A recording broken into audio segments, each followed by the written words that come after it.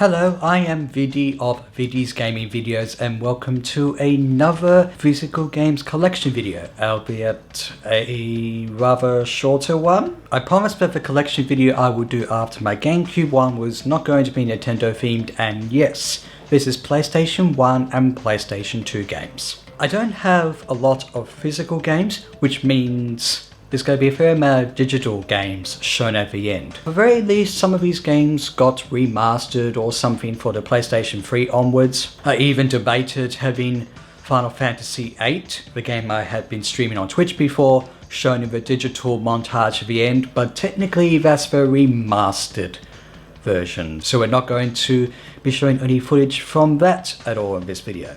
But the footage in this video consists of games from two best selling consoles that try to maybe beat Nintendo at their own game. The consoles I mostly grew up with as a child were the Super Nintendo and Nintendo 64, yet I still do have fond memories of the PlayStation 1 and to an extent the PlayStation 2. As you may have seen in my gaming memories video, or I cannot remember how long ago it was now, it was mainly my cousins who had a PlayStation 1, and I especially enjoyed playing the Crash Bandicoot games. And when the PlayStation 2 came out, I chose the GameCube over that, and the Xbox.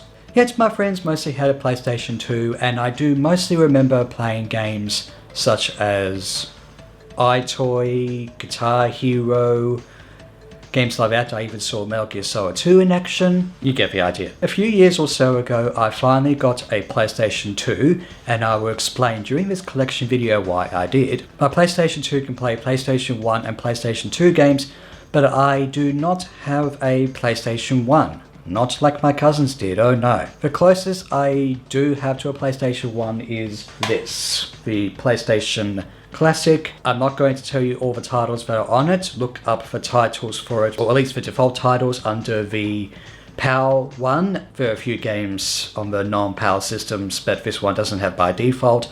Neither of them have Chrono Cross or Parasite Eve, I believe. That was what I was really wanting on this, but still haven't got around to modding this.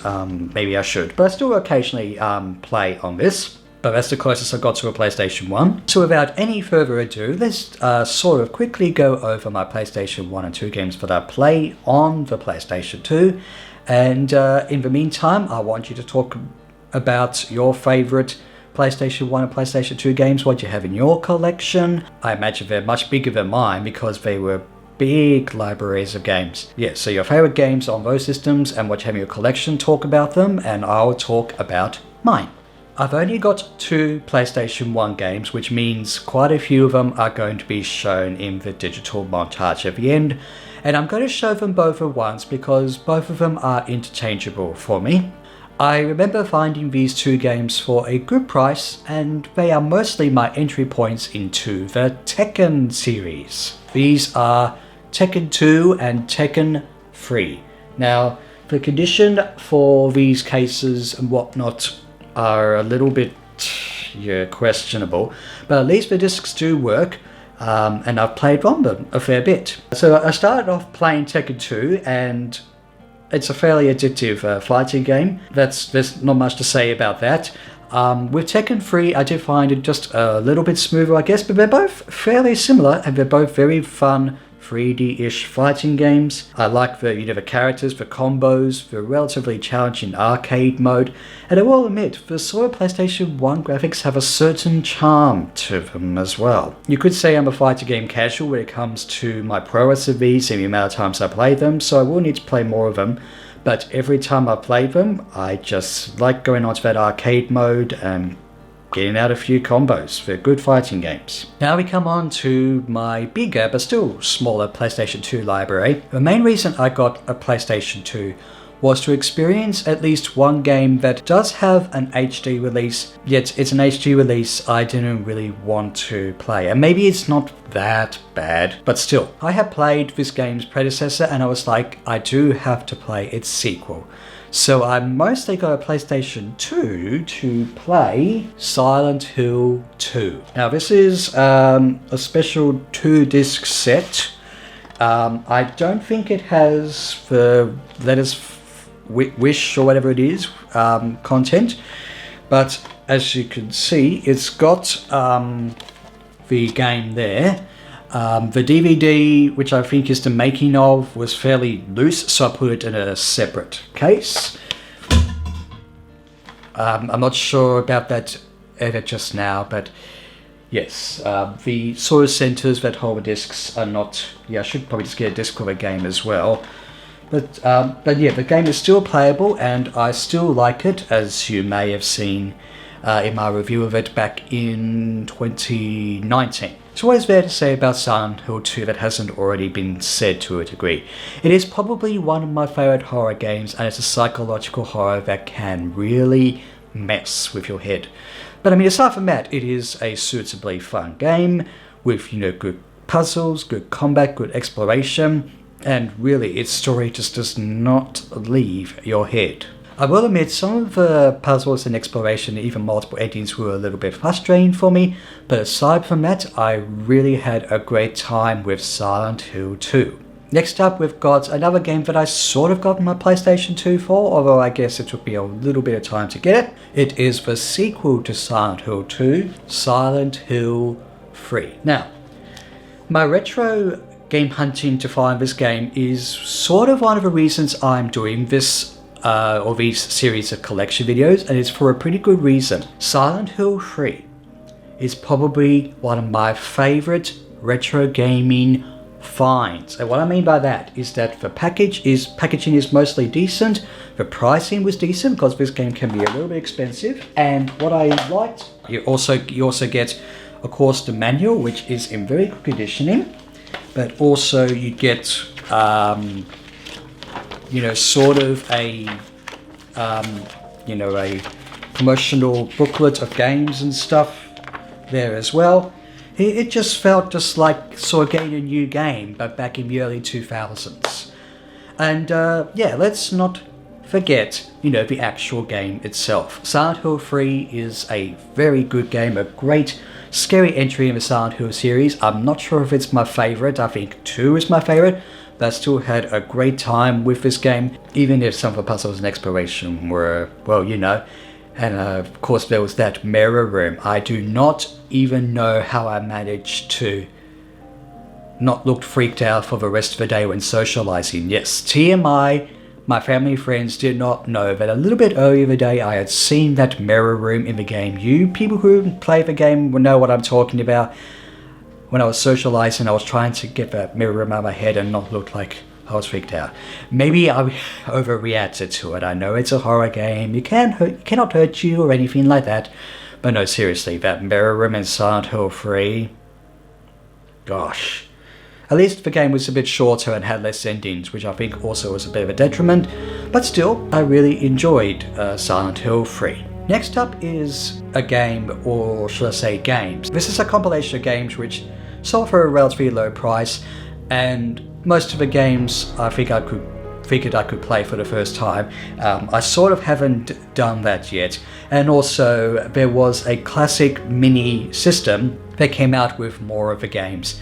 The Sega one. Yes, this is the Sega Mega Drive collection. And for those of you who don't know, Down Under, or I think in Europe and stuff as well, we call it Mega Drive, not Genesis. I'm not going to talk about all the games, but it has things like, Sonic the Hedgehog and, Phantasy Star, Echo the Dolphin, several games of the sort of Sega Mega Drive thing as well. I have played a little bit of Sonic on this to make sure it works, but some of the other games here I think are not on the Sega Mini, or maybe they're on the Sega Mini 2 or whatnot, but I could just play some games on here as well. I just figured I'd get it because it was reasonably priced, it had Sega games, and hey, you can't go wrong with a fun compilation like that. Recently, I did a review for this game. This game is a multi-platform one that I think was the best priced on the PlayStation 2 over, say, the Xbox and stuff.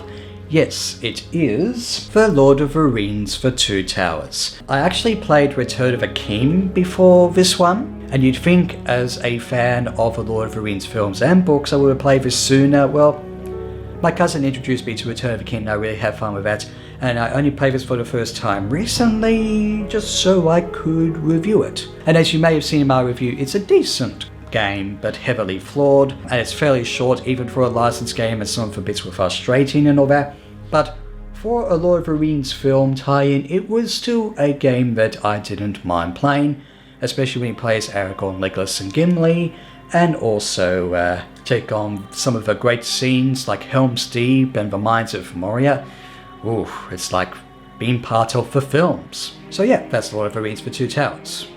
Not much more to say about that. And finally, my most recent PlayStation 2 game, very close to Lord of the Rings: The Two Towers. This is a curious sort of PlayStation 2 game. I'd heard about it close to its release, and I was kind of interested in it for a few reasons which I'll get into. This is Transformers. That's all it's simply called. I think it's known by another name, and I'll just put that name on the annotation on the screen. So, there are a few reasons I got this game, and for reasonably priced as well. And of course, I had heard about it at its release, but I just got it now. One reason I got it is partial to the Transformers series. 2, the gameplay looked appealing. And 3, it was made in Melbourne, Australia, where I live. Okay, let's get on with the game. I only just played a little bit for the first time, mostly to get this collection video sorted, and honestly it seems like a really fun game so far. Big expansive worlds with third-person shooter action, and you can choose from Optimus Prime and Hotshot, and who's the third one? Red Alert. Yeah, that's right. Each with differing stats and I guess vehicle options alongside the mini-cons which give you upgrades and different stats and stuff as you take out the Decepticons. It's Transformers, explosive Transformers action from, I think it was before the first Michael Bay film came out, so how can you beat that? I will admit though, the levels do seem a little bit too big so far, even with the warp gates, and there are a few frustrating sections in regards to traversing the maps, and it's not necessarily, I guess, a remarkable or masterpiece of a game by any means, but honestly it was so much fun exploring around and shooting and beating up stuff that I almost couldn't put it down before going on to the next world as Optimus Prime, and I've still got more items and collectibles to find. So yeah, if you're kind of interested in third-person shooter action or Transformers and stuff, maybe you might want to pick this game up. Support Melbourne, Australia developers.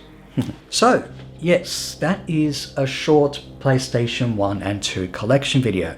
Well, for physical games anyway. We'll get on to the digital games, but before I say so, a couple of things. As you may have seen, I will be streaming Silent Hill 1 this weekend, followed by Silent Hill 2 and 3. I'm not going to stream Silent Hill 4 because I haven't played that one yet, but maybe I will play Silent Hill 4 alongside, well, at least one horror game that I'm hoping to review very soon. I've nearly finished playing this horror game, and I'll be interested to see what you think of my review of it. And also, speaking of the digital games, and especially I guess the PlayStation 2 library, there are of course more games I could have even included or talked about, but I guess more of those I had on the PlayStation 3 onwards, like say Eco, Shadow of the Colossus, and even the Metal Gear Solid collection, even though Metal Gear Solid 3 later didn't have the Ape Escape minigame sort of thing. But maybe I might eventually get a PlayStation 2 copy of Metal Gear Solid 3 so I can try out the Ape Escape thing. I may show off any more PlayStation 2 games I get. I'm kind of interested in the Burnout games and maybe one or two others, if I can find them for good prices. Let me know what PlayStation 1 and PlayStation 2 games you have, and I hope to see any of you watching at the Silent Hill streams this weekend. I may stream other games besides those, but I meant to stream Silent Hill 1 back in 2019 and I didn't have the tech for it, and I'm finally looking forward to playing Silent Hill, the 1999 PlayStation game, for you live. I'm so looking forward to it. So yeah, we're going a little bit spooky themed for this collection, and I even showed off the Silent Hill games and noticed that the Silent Hill 2 cases, and even of course the Tekken cases for the PlayStation 1 are not in good condition. But still, I hope you enjoyed this video. Have a good day or night or whatever it is, and I'll see you for more October videos and hopefully other horror games reviewed or streamed or whatever. Let's end with the montage of digital games. Thanks for watching.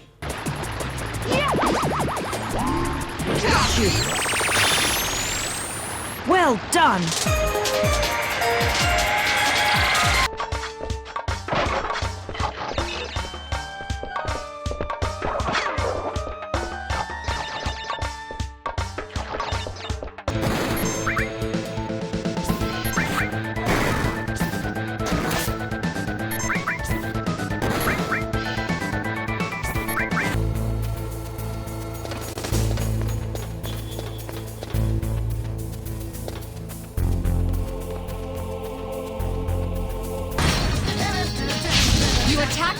enemy's weak point. Here's our chance for an all-out attack! Ready at him!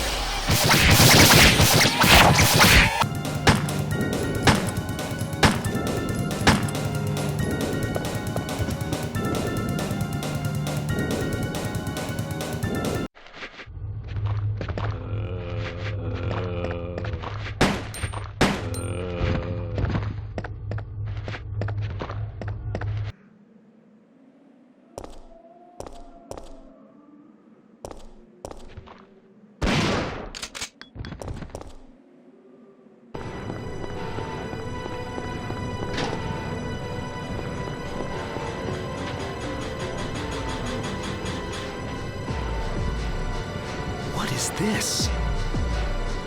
What's going on here?